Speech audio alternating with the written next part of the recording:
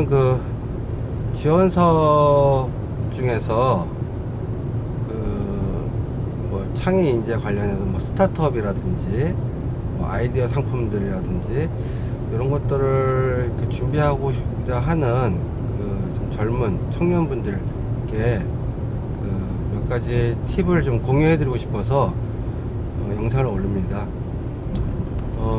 대표적으로 뭐 각 그 지자체별로, 그다음에 많이 한국 콘텐츠 진흥원이라든지 뭐 많은 기관에서 청년 창업을 지원하는 여러 가지 그 지원 정책들이 있고, 거기에 많은 또 예산들이 투입이 되고 있습니다. 근데 많은 부분들이 그런 지원 사업이 선정이 되더라도 우리 흔히 말하는 스케일업이 잘 안 돼서 그 지원을 받는 한 1년이나 2년 동안은 그 비용으로, 예산으로 운영이 되지만 그 후에 어떤 시장에서 어떤 경쟁력이라든지 그다음 노하우 부족으로 많은 부분 다시 없어지는 경우를 제가 많이 보아왔어요. 저 개인적으로도 저는 이제 캐릭터 쪽에 업을 하고 있다 보니까 그쪽에 관련된 뭐 게임 스타트업, 그다음에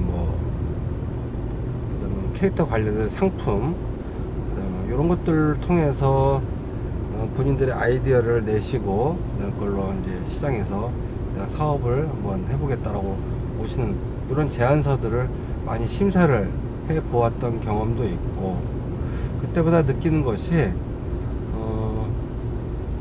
굉장히 부족하고 아쉬웠던 부분들이 되게 많았던 걸 제가 기억합니다.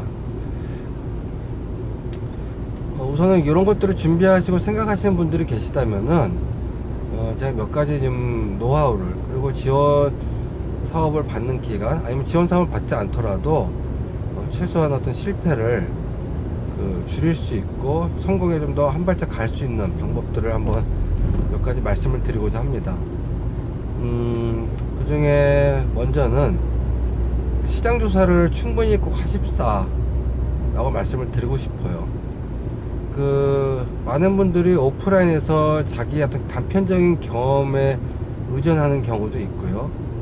뉴스에 나와 있는 시장 조사를 근거로 자신들의 그걸 토대로 아이디어를 구축하는 경우도 있고, 그 다음에 온라인 상에서 여러 가지 그 브랜드나 어떤 그런 내용들을 보고 그걸 시장 조사의 근거안으로 삼는 경우가 많이 있습니다.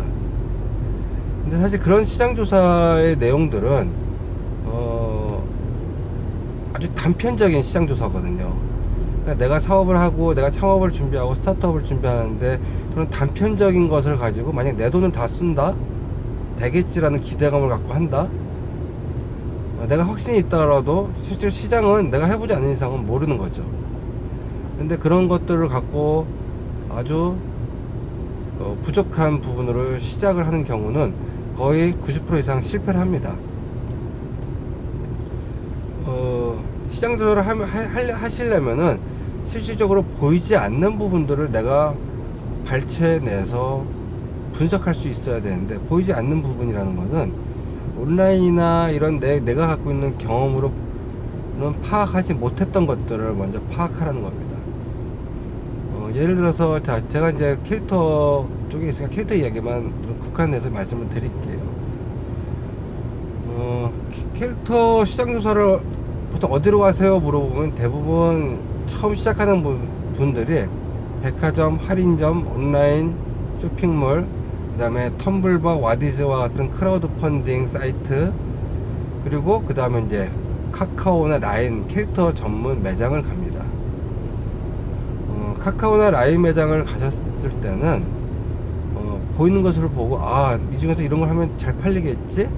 라고 생각해서 문득 이걸로 만들고 내가 팔겠다고 얘기합니다. 그러면 100% 못 팔아요. 그래서 만약에 그런 거를 하실 생각이 있으시다면은 먼저는 한 3시간 정도, 4시간 정도 주말이 아닌 평일날 그 매장의 계산대만 보십시오. 어떤 상품들을 사람들이 사가는지, 어떤 사람들이 어떤 상품들을 좋아하는지, 그리고 구매해 가지고 가는 상품들의 가격은 어느 정도 수준인지, 그리고 저 상품을 집었다가 다시 내려놓는 이유는 뭘까, 관찰을 먼저 충분히 하십사 하는 겁니다. 많이 보인다고 해서 그게 잘 팔릴 것이다 라는 상품은 절대로 하지 마십시오.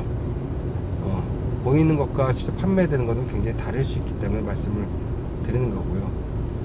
그 다음에 두 번째로는, 만약에 여러분들이 실제로 주변에 그런 내가 하고자 하는 아이템과 연관된 상품들을, 캐릭터 관련된 상품들, 스타트업 하는 것들을 10년, 20년 동안 하셨던 분들이 계세요. 그분들을 만나시고 그분들의 이야기를 듣고 그걸 전적으로 다 그대로 따라 하라는 얘기는 아니지만, 이분들의 고민이나 이분들이 어려워하는 것들이 분위기가 어떤 것들인지 최소한 정보로서 가지고 있어야 된다는 걸, 가지고 있어야 됩니다.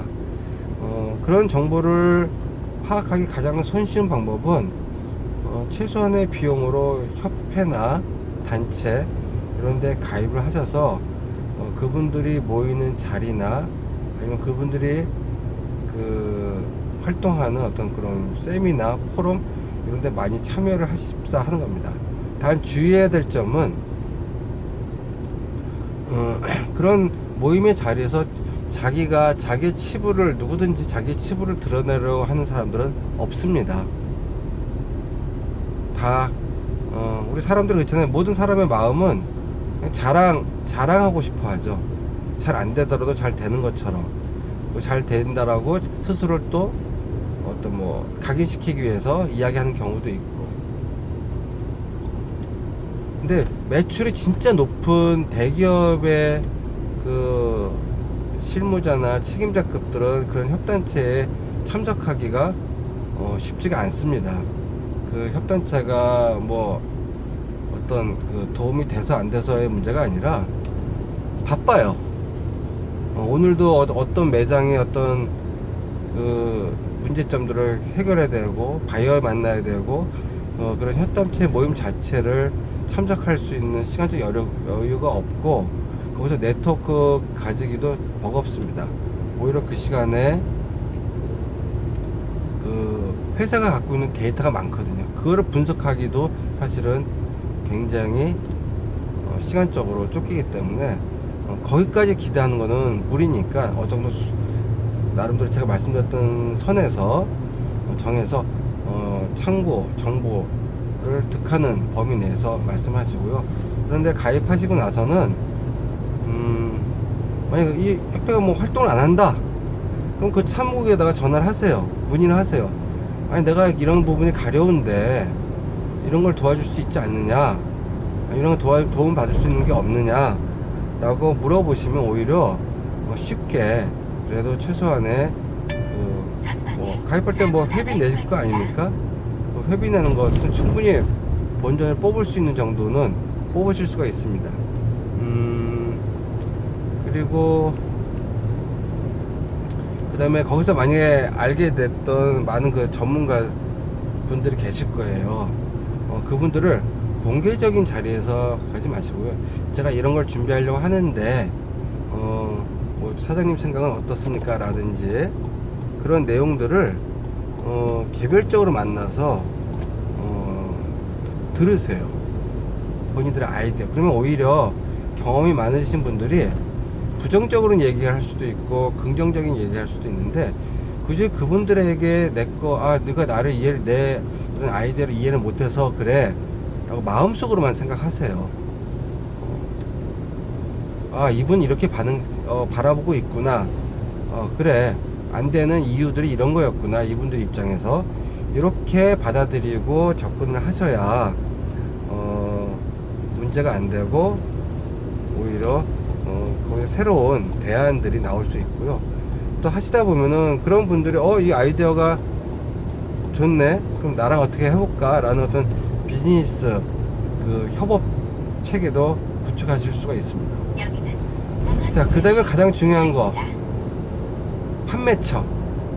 대부분 그동안 제가 보았던 많은 제안서의 경우 같은 경우는 본인들이 오프라인으로 직접 나가서 팔려면 뭐 마트에 내가 직접 가서 코드를 얻어서 상품을 판매한다? 절대 불가하죠. 제가 감히 절대라는 단어를 쓰는 이유는 마트 바이어다 본인들의 상품을 제안을 해보세요. 받아주는지. 받아줄 이유가 없습니다. KS 품질경영촉진법 기타 어떤 그런 그 상품 관련 규정 여기에 지금 해당되어 있는지부터 그 봐야 되고, 그 다음에 내가 갖고 있는 어떤 물류나 생산력, 영업 능력, 자본 능력, 마트에 한번 입점하면은 그 규모에 맞는 파트너십을 갖고 있어야 되는데 어렵죠. 그리고 이게 정말 좋다 그러면 간혹 가다가 벤더 통해서 갖고 들어오라 라고 이야기하는 경우도 있습니다. 그렇다고 해서 수익이 확 줄어들거나 그렇지 않고, 수익이 줄어들지 않더라도 그렇게 코드를 등록하는 것 자체가 굉장히 어렵습니다. 그럼 오프라인으로 내가 직접 어디 가서 판매를 하는 거, 프리마켓이나 이런 것들은 가능하겠죠. 어떤 전시에 나가서 판매하는 것은 가능하겠지만, 이거를 사업의 전반적인 어떤 모델로 가져가기는 굉장히 매출 볼륨이나 규모를 이끌어가는데 한계가 있고 많은 시간이 걸릴 수가 있습니다. 그래서 아까 제가 그 협단체나 유통을 하고 계시는 분들께 도움을 청하라고 하는 이유는, 그게 재래 상권이 됐던 제도권의 대형 마트가 됐던 그분들의 도움을 갖고 같이 우선 일정 시간 이상은 같이 가야만 된다라고 제가 말씀을 드리는 이유가 그것 때문이고요. 그 다음에 이제 온라인인데, 온라인은 진입하기가 되게 쉬워 보이죠. 많이 여러 사람들이 근데 한 아이템을 가지고 만약에 내가 스타트업을 시작하는데 온라인을 하면은 규모의 경제를 이루기가 되게 쉽지 않습니다. 그래서 만약에 하신다면은 차라리 저는 그나마 스타트업 하시는 분들께 텀블벅, 와디즈, 그 다음에 해외 글로벌 사이트에 차라리 좀 더 집중하시는 것이 많은 시행착오도 줄이고, 그 다음에 거기서 주는 가장 큰 메리트, 나보다 앞섰던 수많은 아이디어 상품들에 대한 시행착오들이 과감 없이 거기서 공유가 됩니다. 내가 굳이 1년 동안 하지 않아도 1년 전에 했던 실패 사례, 성공 사례들을 볼 수가 있죠. 검색만 하더라도 검색 내용에 종료된 사업들을 보시더라도 펀딩이 완성이 됐던 사업들, 프로젝트들, 그렇지 않은 프로젝트들을 보시면서 나름 거기서 분석하고 유추해낼 수가 있죠. 그런 부분들을 하셔야 된다는 겁니다. 그걸 하시지 않으면 향후에 그냥 나의 주장일 뿐인 거죠. 난 이게 좋아 아무리 해도 소비자들이 그거를 받아주지 않습니다. 판매가 되지 않습니다. 그래서 그런 부분들을 꼭 염두에 두시고 하시고, 해외 약간 그 영어라든지 뭐 그런 어떤 이제 언어적인 장벽이 없으신 분들 같은 경우는 해외 사이트에다가 좀 스터디를 하셔가지고 올리시는 것들이 좋습니다.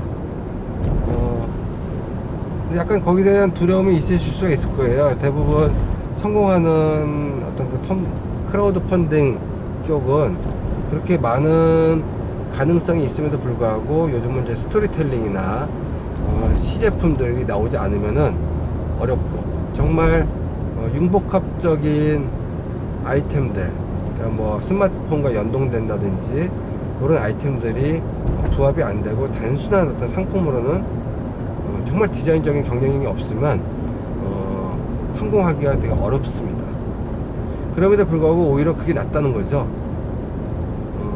어설픈 시장에 어설픈 상품을 갖고 나가느니 차라리 정말로 냉정한 시장에서 냉정하게 판단받고 정말로 이렇게 철저하게 준비된 상품들이 오히려 사업 확장하는데 큰 도움을 받으실 수 있는 기회를 만들어 드릴 겁니다. 그러면 이렇게 말하고 있는 너는 컴블벅을 해서 한번 성공한 적이 있느냐? 저는 그럴 필요가 없죠. 그리고 제가 지금 어떤 전략적인 부분을 말씀드리고, 저는 아이디어를 보고 거기에 대한 가이드를 하는 사람이지, 저도 마찬가지예요. 제가 한다고 100% 된다고 저는 감히 말씀드리고 싶은 거는 주제 넘은 일이라고 생각이 들고요. 저는 옆에서 조력자로서 말씀을 드리는 거고, 제가 여태까지 했던 말이 상식적으로 뭐 틀리지 않았다라고 한다면은 그렇게 한번 해보세요. 그렇게 하시기를 권해드립니다. 청년분들께 가장 힘든 부분이 그 경험이거든요. 그리고 젊은 열정은 있지만 그 시행착오에 대한 잘못 왔네.